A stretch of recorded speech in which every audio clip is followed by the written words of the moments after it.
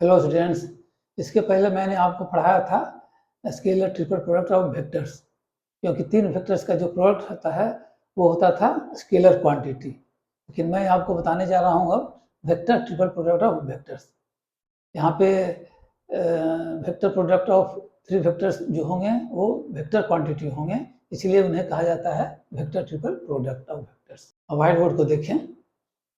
Late vector A, vector B and vector C be three vectors, then vector triple product of vectors A, B, C is defined or written as this and this। ये क्या है? ये vector A cross bracket में cross product of vector B and C, या फिर लिख सकते हैं इसे एज पर definition cross product of vector A and vector B close bracket cross vector C। अब देखिए वन बाय वन इसे और इसके देखिए।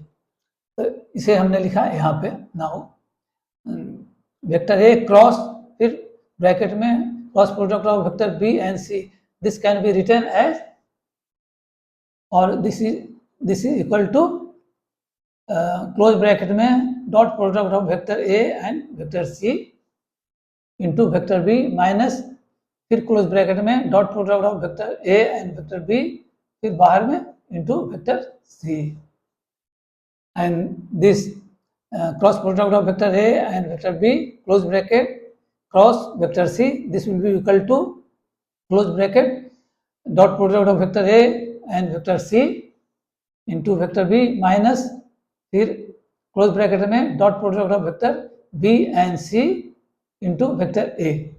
तो इसे आप बहुत आसानी से प्रूव भी कर सकते हैं।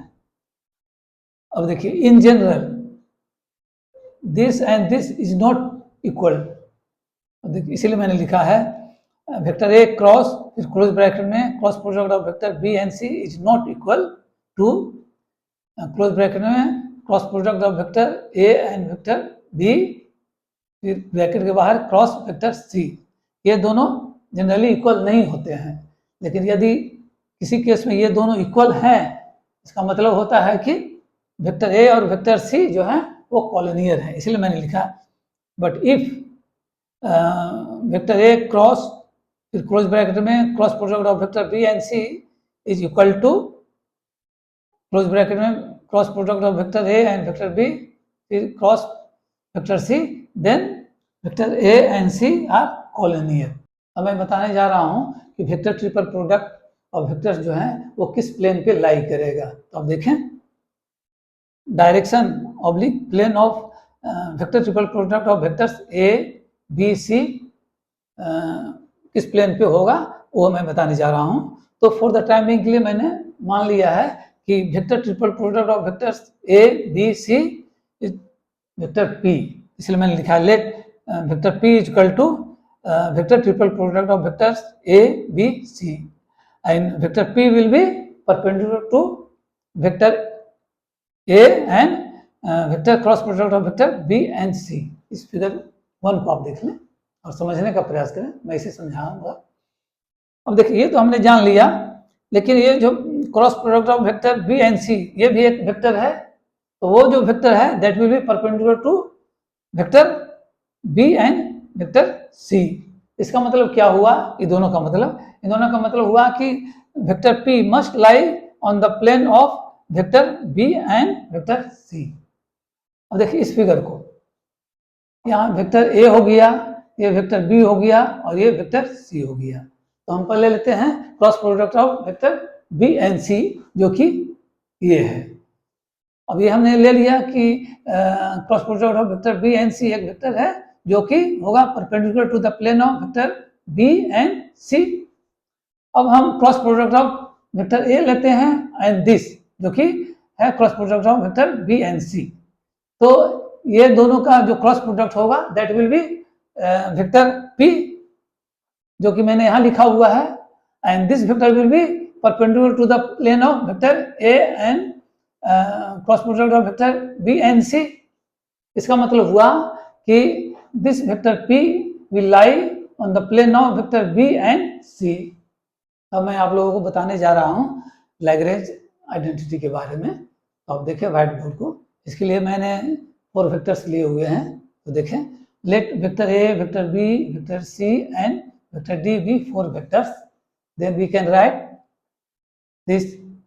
वो क्या है, क्लोज ब्रैकेट में cross product of vector A and B, dot product का साइन देंगे, फिर क्लोज ब्रैकेट में cross product of vector C and D, and this will be equal to dot product of vector A and vector triple product of vectors B, C and D, and this will be equal to this. तो मैंने लिखा है dot product of vector A, close bracket में हमने लिखा है, फिर close bracket में dot product of vector B and C into vector C minus फिर क्लोज ब्रैकेट में dot product of vector B and C into vector D, and this will be equal to this which is, अब देखिए हमने लिखा है close bracket में dot product of vector A and C into dot product of vectors B and D minus फिर close bracket में dot product of vector A and D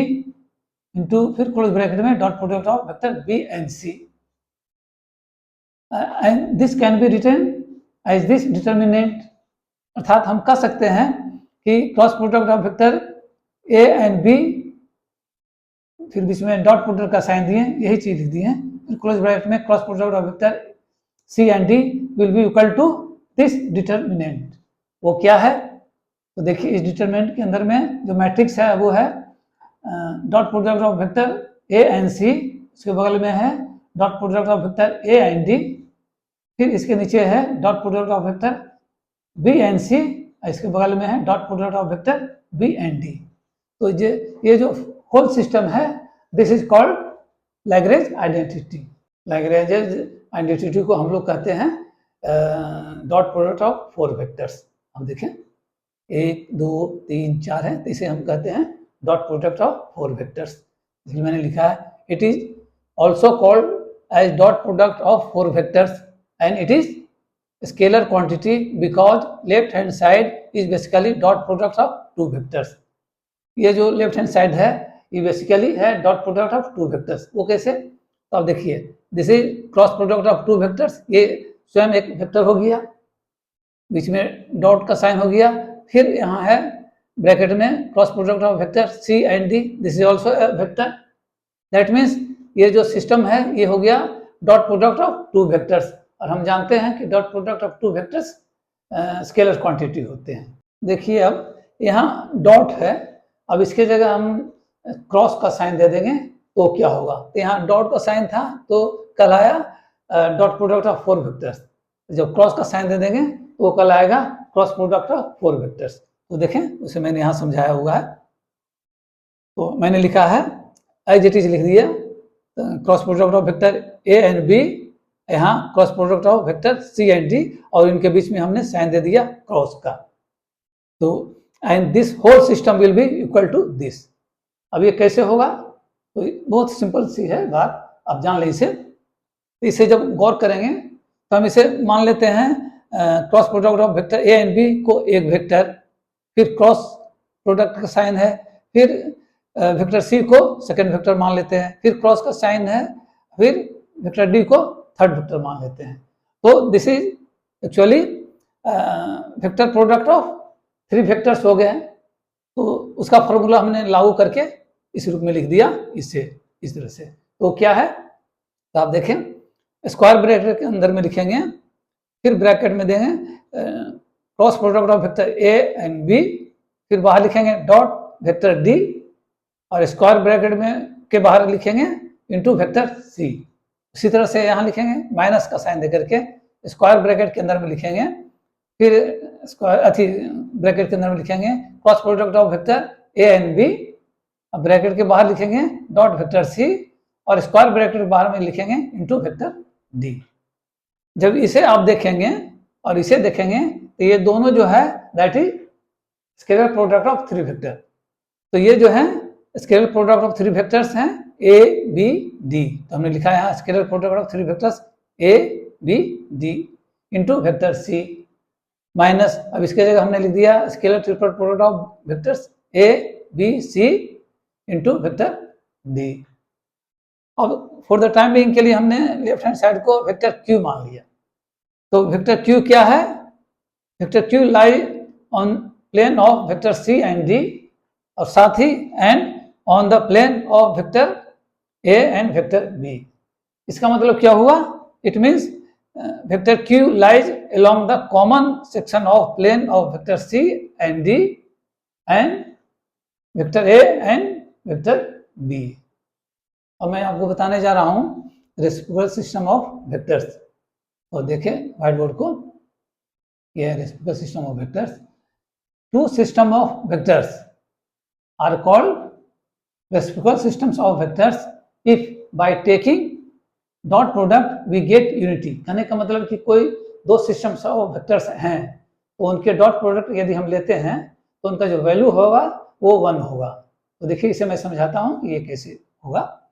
late vector A, vector b, vector C b 3 non coplanar vectors and a dash vector is equal to cross product of vector B and C divided by scalar triple product of vectors A B C.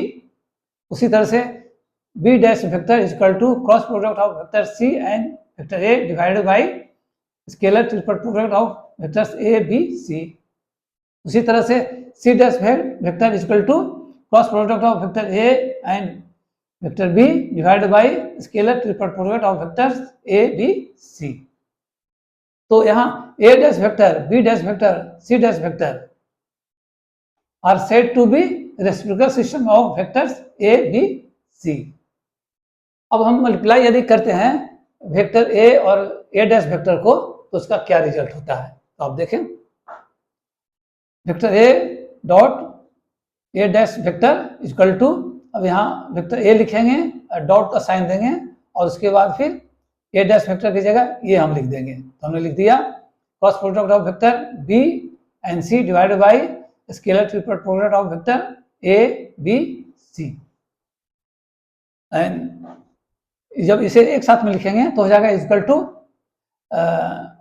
Vector A dot close bracket में cross product of vector B and C divided by scalar triple product of vector A B C. ये जो numerator है that is nothing but scalar triple product of vector A B C. तो हमने यहाँ लिख दिया scalar triple product of vector A B c divided by ये as it is लिख दिया scalar triple product of vectors A B c. यहाँ numerator भी और डिनोमिनेटर भी दोनों सेम है, दोनों एक दूसरे को कैंसिल कर जाएगा तो फिर इक्वल टू 1 हो जाएगा। तो इस तरह से हम कह सकते हैं कि vector A dot a dash vector equal to 1 होता है। Similarly vector b dot b dash vector equal to 1, vector c dot vector C dash equal to 1। उसी तरह से ये भी कर सकते हैं scalar triple product of vector A B c into scalar triple product of reciprocal of vectors A B c equal to 1। But dot product of vector A and b dash vector equal to vector A dot vector C dash equal to vector b dot a dash vector equal to vector b dot c dash vector equal to c dot vector a dash equal to c dot vector B dash equal to 0 होगा। तो ये जो product है ये 0 होगा individually, इसीलिए हमने ये सभी को इक्वल लिख करके अंत में हमने 0 लिख दिया। मैंने आपके लिए 2 क्वेश्चन सोल्व किए हैं, आप देखें व्हाइट बोर्ड को। पहला ये क्वेश्चन है, दूसरा ये क्वेश्चन है। तो फर्स्ट क्वेश्चन को देखते हैं। If vector A, vector B and vector C are non coplanar unit vectors.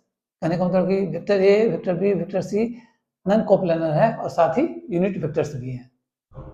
Such that, अब 2 कंडीशन दिए हुए हैं, पहला ये और दूसरा ये। क्या है पहला? Cross product of vector A and vector cross product of vector B and C equal to vector B plus vector C divide by square root over 2। And second one है vector B and vector C are non parallel, then prove that angle between vector A and vector B is theta equal to 3π/4। अर्थात इन सारे condition के आधार पे हमें बताना है कि vector a और वेक्टर बी के बीच जो एंगल है वो है 3π/4। तो इसे सोल्व करते हैं। देखिए वी हैव अब ये कंडीशन हमने लिख दिया है जो यहाँ पे दिया हुआ है, तो that is vector A cross फिर क्लोज ब्रैकेट में vector b cross vector c equal to vector B plus vector C divide by square root over 2। अब ये क्या है, this is vector triple product of vector A B c है। Formula के अनुसार हमने ये लिख दिया, वो है क्लोज ब्रैकेट में dot product of vector A and c into vector B minus फिर क्लोज ब्रैकेट में dot product of vector A and vector b into vector c equal to, ऐसे हमने बाइफर्केट कर दिया और लिखा vector b divide by square root over 2 plus vector C divide by square root over 2। अब left side तो as it is हमने रखा, राइट साइड में इसे हमने अरेंज किया।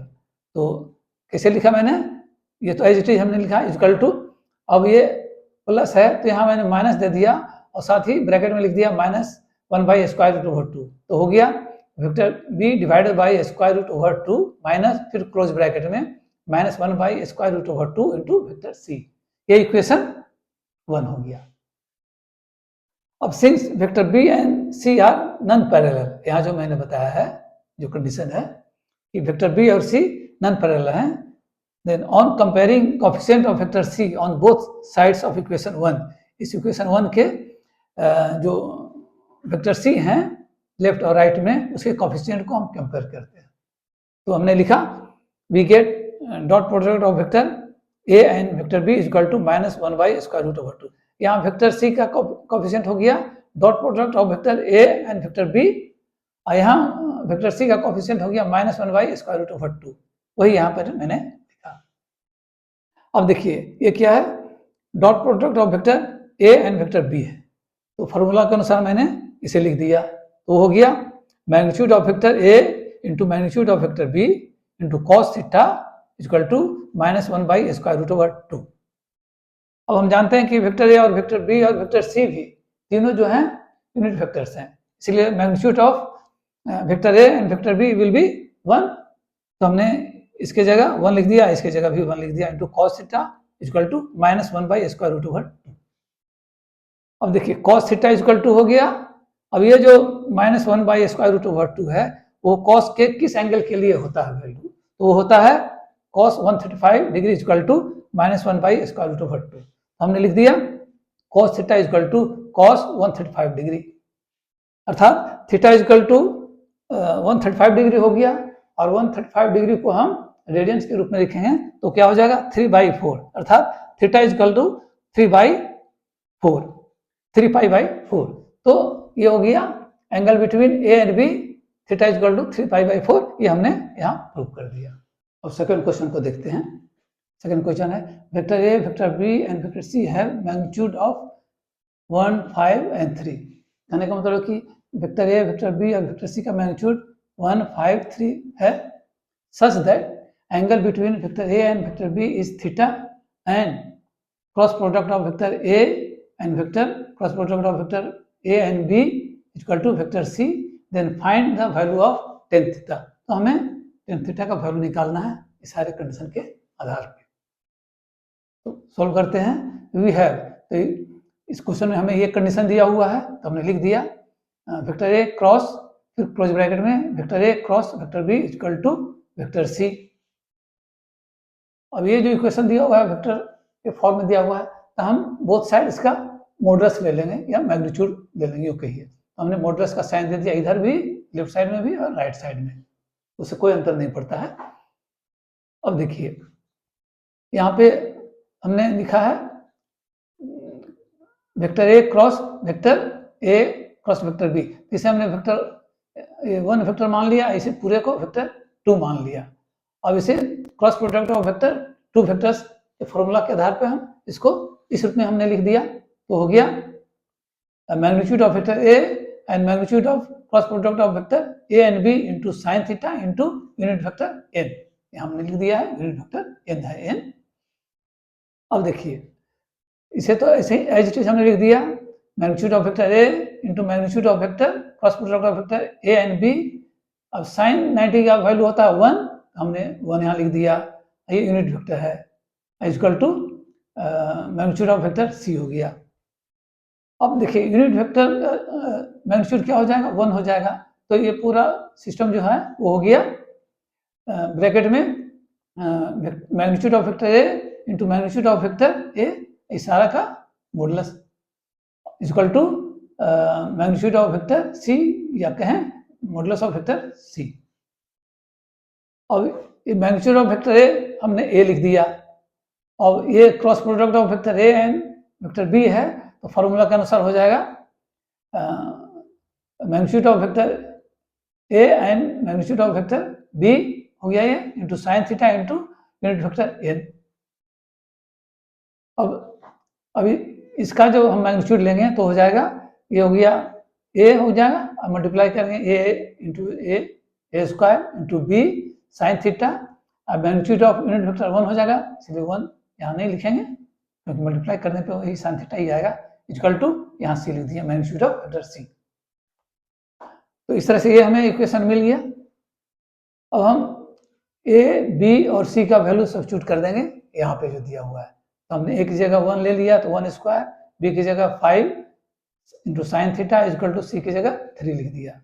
अब इसको जब मैंने मल्टीप्लाई किया तो साइन थीटा इक्वल टू 3/5 आ गया। अब इसे फर्दर हम टेन थीटा के फॉर्म में लिखेंगे तो हो जाएगा टेन थीटा इक्वल टू 3/4।